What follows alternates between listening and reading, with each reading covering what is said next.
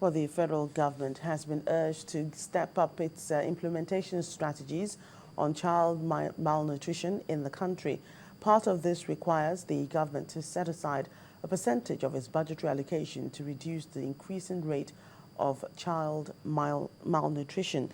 This appeal was made by a UK-based non-governmental organization, Save the Children, in Abuja.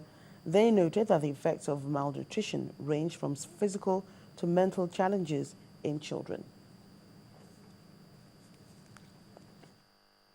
Many faces of Nigerian children who are malnourished owing to lack of adequate breastfeeding and basic nutrients in their feeding pattern. This situation is what informed this meeting organized by officials of Save the Children organization.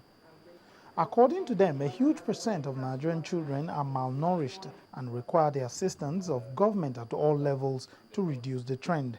With our partnership at a state level, in other states there's not so much happening.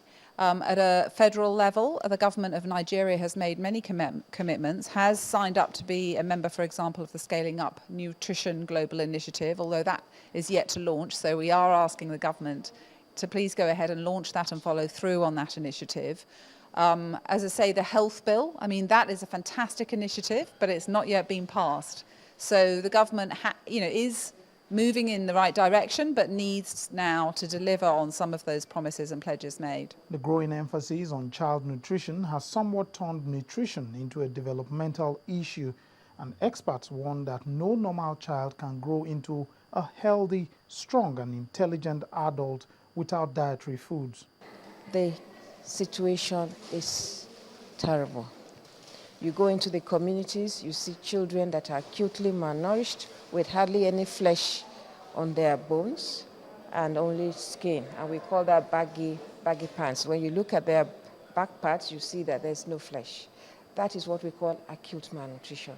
But beyond that, we also have children that are small for their age. You place them beside well-nourished children, you see they're shorter. The issue about stunting is not what you see physically.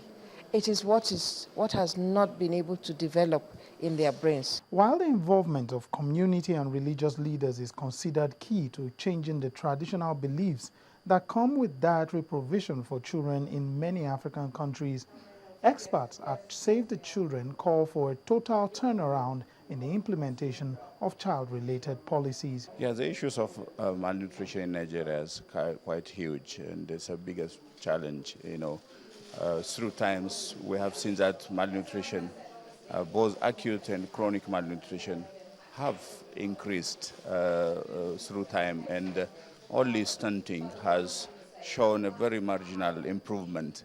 And this is not acceptable in a country like Nigeria, which has the resources and also the government will. But I think translating those wills and commitments into action is the biggest challenge. For now, up to 37% of children in Nigeria are said to be malnourished. The consensus here, however, is that universal health coverage, increasing budget for health, and exploring innovative financing for health is a sure way to reducing stunted growth amongst Nigerian children.